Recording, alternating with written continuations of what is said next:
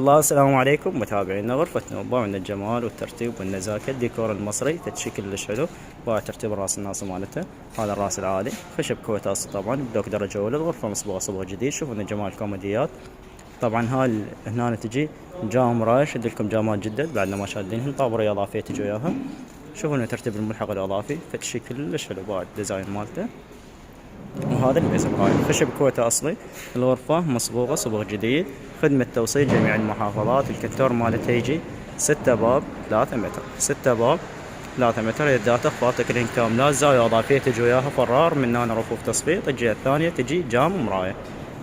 وشوفوا ان ترتيب الدواخل مال الكنتور.